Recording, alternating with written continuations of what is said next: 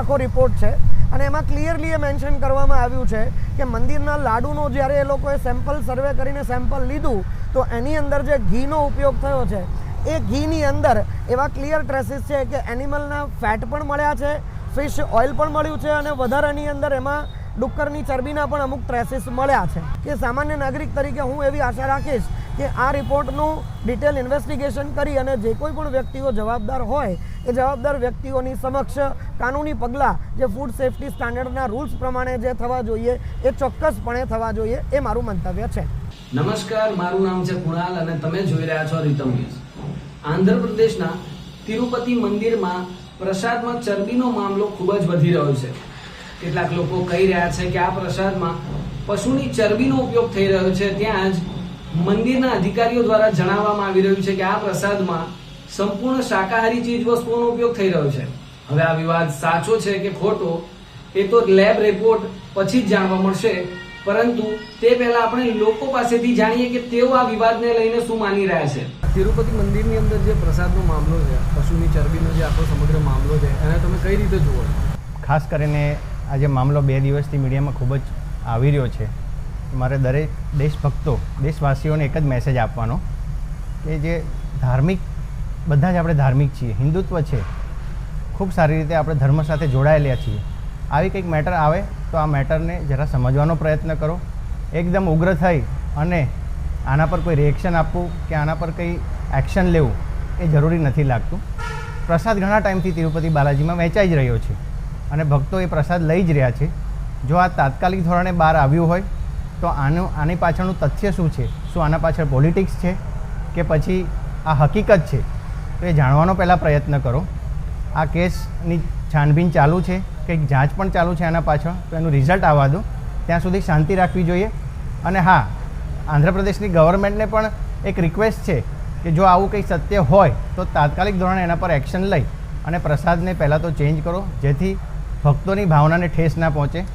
ભક્તો પ્રસાદ શાંતિથી ખાય અને જોડે જોડે જે આ મામલો ચાલે છે એના પર ઉગ્ર રિએક્શન ના આપે.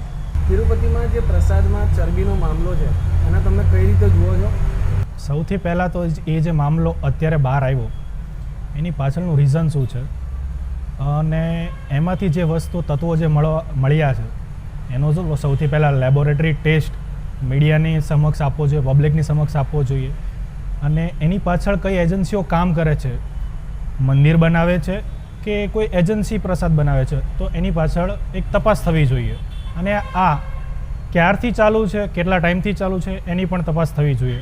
બીજી વસ્તુ કે તિરુપતિ મંદિર દ્વારા આની ઉપર કંઈક મોટું એક્શન લેવો જોઈએ એવો મારો અભિપ્રાય છે. અને તાત્કાલિક આની ઉપર કોઈ પ્રતિક્રિયા ના આપે, પબ્લિકને પહેલાં કોર્ટનો ફેસલો આવવો જોઈએ.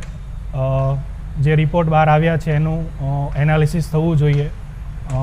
જે કમિટી બેસાડવામાં આવી છે અથવા તો બેસાડવામાં આવશે એનો શું રિપોર્ટ આવે છે એ પણ ધ્યાનમાં લેવું જોઈએ અને પછી કોઈ પ્રતિક્રિયા પબ્લિકે આપવી જોઈએ એવો મારો અનુમાન છે. લાંબા સમયથી પ્રસાદનું વેચાણ થઈ રહ્યું છે, અચાનક આ મુદ્દો ઉઠવો તમને શું લાગે છે? ક્યાંક ને ક્યાંક પોલિટિક્સ છે, શું છે?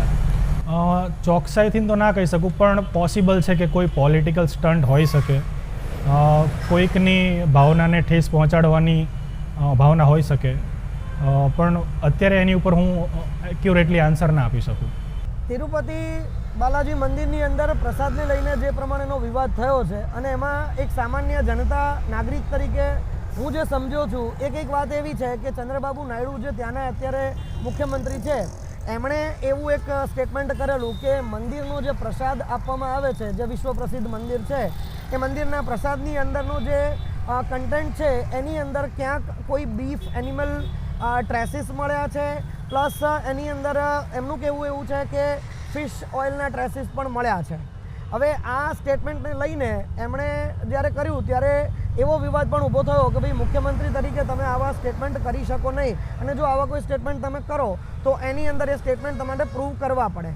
જેને લઈને મુખ્યમંત્રીએ એક રિપોર્ટ આપ્યો, જે રિપોર્ટ ગુજરાતના આણંદના નેશનલ ડેરી ડેવલપમેન્ટ બોર્ડ તરફથી ઇસ્યુ કરવામાં આવ્યો છે અને જે રિસન્ટ આખો રિપોર્ટ છે અને એમાં ક્લિયરલી એ મેન્શન કરવામાં આવ્યું છે કે મંદિરના લાડુનો જ્યારે એ લોકોએ સેમ્પલ સર્વે કરીને સેમ્પલ લીધું તો એની અંદર જે ઘીનો ઉપયોગ થયો છે એ ઘીની અંદર એવા ક્લિયર ટ્રેસીસ છે કે એનિમલના ફેટ પણ મળ્યા છે, ફિશ ઓઇલ પણ મળ્યું છે અને વધારાની અંદર એમાં ડુક્કરની ચરબીના પણ અમુક ટ્રેસીસ મળ્યા છે.